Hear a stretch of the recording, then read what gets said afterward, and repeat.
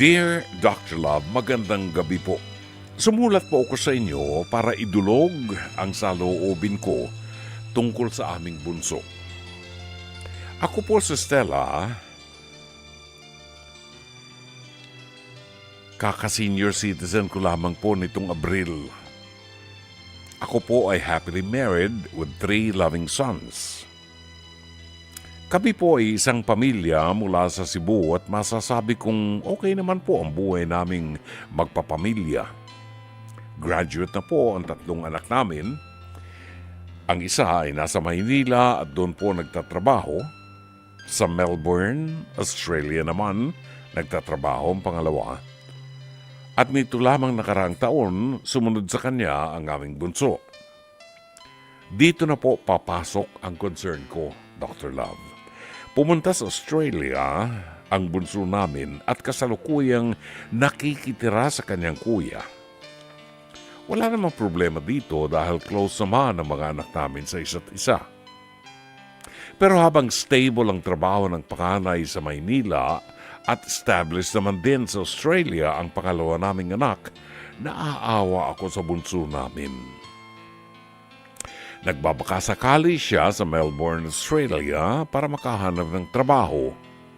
Dahil events host or MC siya rito sa Cebu, ganito rin ang pinupursue niyang career doon. Pero dahil nagsisimula pa lamang siya at wala pang masyadong network or connection, bihirang-bihira po siyang makakuha ng projects doon. Kung meron man, ito ay para sa kapwa Pilipino doon o para sa Filipino community. So far, naka-4 na po siyang projects doon at hindi rin kalakihan ang kita niya. Sa totoo lang, Dr. Love, naaawa ako sa bunso namin pero ayokong malaman niya ang saloobin ko tungkol sa kalagayan niya. Sa halip, I always give him words of inspiration and encouragement without him knowing how I really feel. Pero iniisip ko ring wala pa siyang masyadong projects dahil nagsisimula pa lamang siya at bago pa lamang doon. Yun nga lamang, I cannot help but feel this way bilang isang ina, Dr. Love. Naawa talaga ako sa anak namin dahil alam kong mahirap pakipagsapalaran lalo na at malayo siya sa amin. Iniisip ko lang pong paraan ito para maging independent siya at maging self-reliant.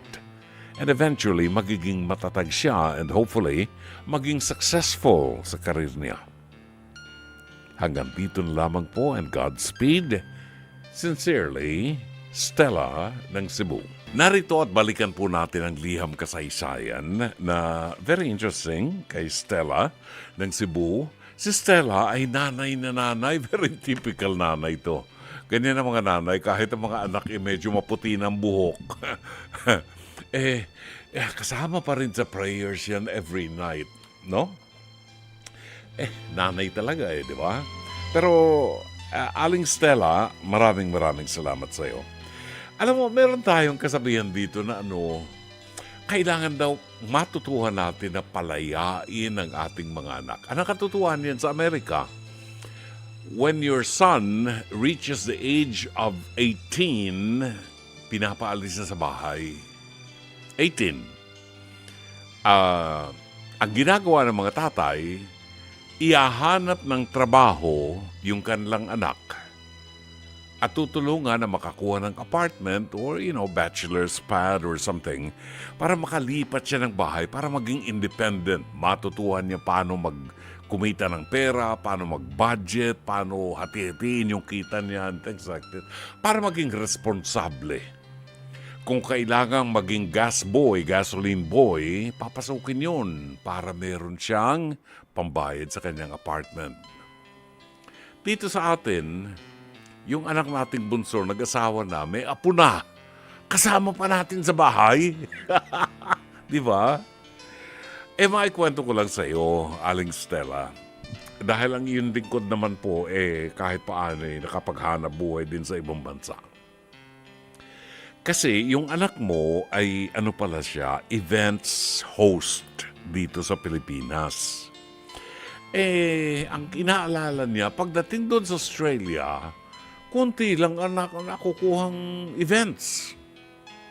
Well, simply because, tandaan natin, ibang kultura po tayo. Bebenta siya doon sa mga Pilipino community. Bebenta siya doon sa mga Filipino communities. Pero, it might take quite some time para makabuo siya ng clientele niya. Huwag niyang asahan muna big time ang mga Australiano na kuning kang mag-MC. Kasi pag nag-MC ka doon, kahit anong galing mong mag-English, iba ang accent mo. Kakaiba doon sa kanila, kakatwa.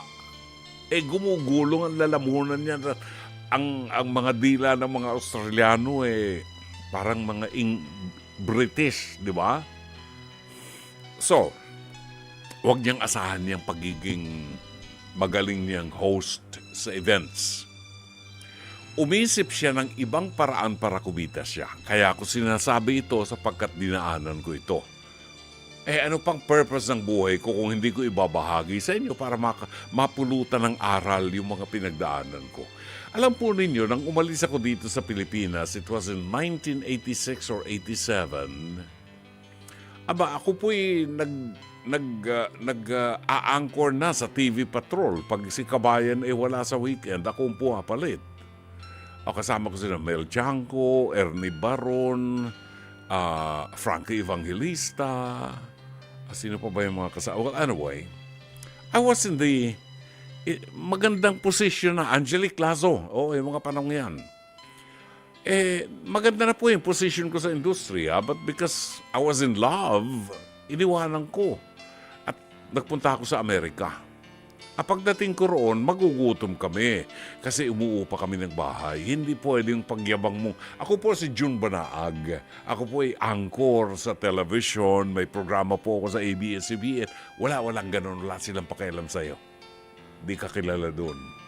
Yung dating mayor ng Quezon City, si June Simon. Nagkita kami doon. Ordinary lang siya.